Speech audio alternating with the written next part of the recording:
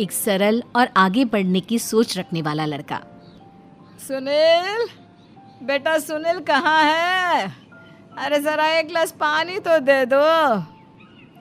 हाँ माँ, अभी आया। क्या माँ, पानी तेरे सर के पास ही तो रखा है। क्या हो गया है, तबीयत खराब है क्या?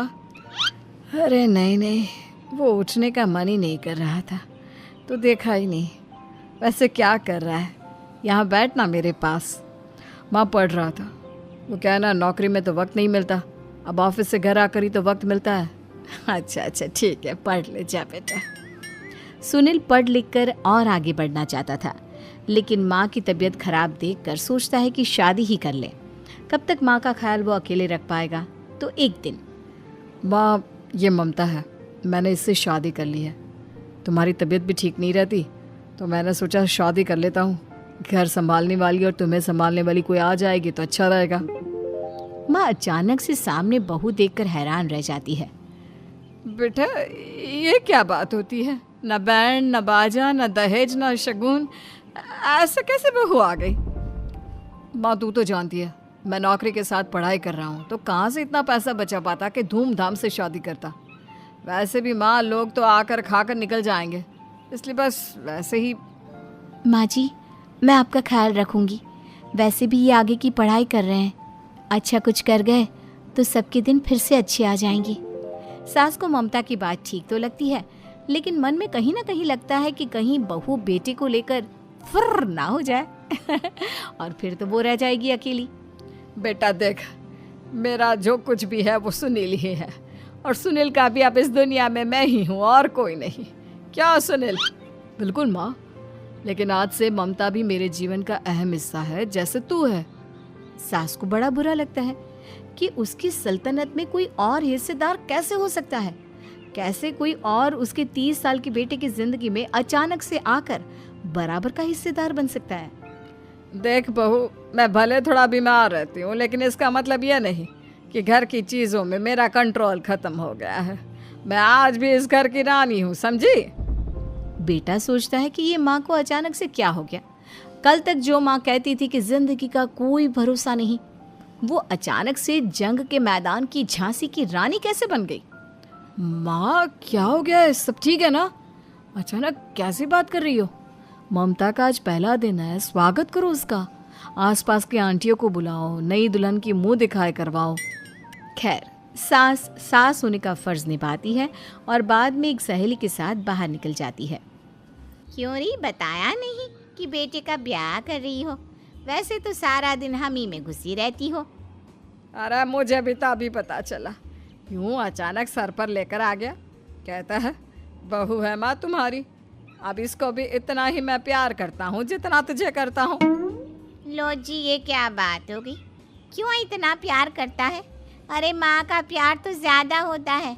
अब उसको तो कोई दूसरा पति मिल सकता है, लेकिन तुम ही बताओ, क्या माँ की ममता किसी और की हो सकती है? ना जी ना, बेटे को समझाओ ये बात। अरे क्या समझाऊं, मुझे तो खुद ही समझ में नहीं आ रहा कि क्या हो रहा है। जो बेटा कल तक माँ माँ करता था, अचानक से बीवी बीवी का राग आलाप रहा है। देखा, उसकी बीवी ना सुंदर और जवान है। सुंदरता के आगे तो एक से एक नहीं टिके, तो तेरा बेटा किस खेत की मूली है? सास को भी समझ में आ जाता है कि बहू की सुंदरता के आगे माँ का प्यार किसी काम का नहीं। उधर बीवी, ए जी, अम्मा जी सहेलियों को छोड़ने गई थी, अभी तक आई नहीं, हम देख आए क्या? अरे रहने दो ना, आ जाएंगी। कहाँ जाएगी, उनकी आदत है, एक बार जाती है तो पूरी पंचायत खत्म करके ही आती है। अच्छा ही है, खाना वाना खा कर गई होगी। छोड़ो ना, घूमेगी तो खाना पचेगा, नहीं तो ऐसे ही खाट पकड़ लेगी। बहू भी शांत हो जाती है। उधर सास सोचती है कि आज थोड़ा देर से ही घर जाती हूँ, जब बेटा परेशान होकर ढूंढेगा तब मजा आएगा। बीवी को खुद ही पता चल जाएगा कि माँ के आगे उसकी दाल नहीं गलेगी। लेकिन वहीं दूसरी ओर घर पर, ए जी, माँ जी अभी भी नहीं आई, हमको तो घबराहट हो रही है कि क्या करें, जाकर पता करें किसी के घर। अच्छा, कहाँ जाओगी ये भी बता दो। पहला दिन है तुम्हारा इस घर में और एक ही दिन में मोहल्ला छानोगी क्या? हाँ, तो आप भी तो नहीं जा रहे हैं ना, हमको फिक्र हो रही है। अरे यार, ये रोज का है अम्मा का, खाओ और सो जाओ। बस फिर क्या था, बेटा बहू खाना खाते हैं और कमरे में सोने चले जाते हैं। उधर जब सास को कोई देखने नहीं आता तो वो हार कर घर आ जाती है, जहाँ वो देखती है कि सारे घर की लाइट्स बंद है। सास को गुस्सा आता है। बहू, ममता बहू कहाँ हो? लेकिन सारे दिन की थकी बहू को ऐसी नींद आती है जैसे किसी ने भांग की गोली खिला दी हो। वो तो नहीं उठती। उठकर आ जाता है बेटा। अरे क्या बात है अम्मा, काहे चिल्ला रही हो? अरे सो जाओ ना, सुबह की थकी है बहू, वो सो रही है। जोर से बोलोगी तो नींद खुल जाएगी उसकी। माँ को गुस्सा आ जाता है। फिलहाल तो सो जाती है, लेकिन मन ही मन ढेर सारा जहर बहू के लिए भरा होता है। सुबह बहू चाय बना रही होती है कि सास धीरे से गैस तेज कर देती है, जिससे चाय का बर्तन जल जाता है। और जैसे ही बहू चाय का बर्तन उठाती है उसका हाथ जल जाता है। मेरा हाथ जल गया। वो जोर जोर से चिल्लाकर इधर उधर भागती है कि सास थोड़ी देर में उसके हाथ में पानी डाल देती है। हाय रे बहू, क्या कर रही हो? पहली बार रसोई छुई हो क्या? सासू माँ गलती से गैस तेज रह गई थी और बर्तन जल गया, जिससे मेरा हाथ जल गया। हाय रे, कितना गंदा दाग। छी छी छी छी, मुझे तो उल्टी आ रही है तेरा गला हुआ मांस देखकर। तू ना मुझे अभी साथ से खाना मत लगाना। बहू भी खुद का हाथ देखती है तो उसे भी रोना आ जाता है। कुछ दिनों के बाद सास की सहेली आती है, बहू चाय बनाकर लाती है। उसके जाने के बाद सहेली कहती है, बहू की सुंदरता ऐसी है कि कोई भी दीवाना हो जाए। वैसे तेरे बेटे का क्या हाल है? अरे वैसा ही है, बहू के पीछे लट्टू। क्या करूं, कुछ समझ में नहीं आ रहा। मैंने तो बहू के चेहरे पर दिवाली के पटाखे की चक्री फेंक दी, उसका पूरा चेहरा जल गया। अब देखो ना रही सुंदरता, और ना ही अब मेरा बेटा उसे पूछता है। अरे अब तो वो उसे छोड़कर दूसरी भी देखने को बोल गया है मुझे। बहू सारी बात सुन रही होती है। आंटी एक बात बताइए, क्या भरोसा है कि दूसरी सही आए और आपके अनुसार रहे? देखिए आंटी, मेरी सासू माँ को गलत बात सिखाने की जरूरत नहीं है। हमारा परिवार साथ में खुशी से रह रहा है। देख बहू, मेरी सहेली की बेइज्जती ना कर, वही अच्छा रहेगा तेरे लिए, समझी? बहू नहीं मानती है। वो बार बार उनकी सहेली को घर से निकल जाने को कहती है। तभी सास की सहेली पास के चूल्हे से लकड़ी लाकर बहू के चेहरे पर लगा देती है। बहू जोर जोर से रोने लगती है। अरे ये क्या कर दिया? मैंने कहाँ किया, ये तो तूने किया। तू ही नहीं चाहती थी कि बहू बेटे के साथ रहे, भला मैं क्यों करूँगी? मैं तो चली, निपटो अब। बहू रो रही होती है, दर्द से चिल्ला रही होती है, लेकिन सास उसे डॉक्टर के पास नहीं ले जाती। तभी पति आता है।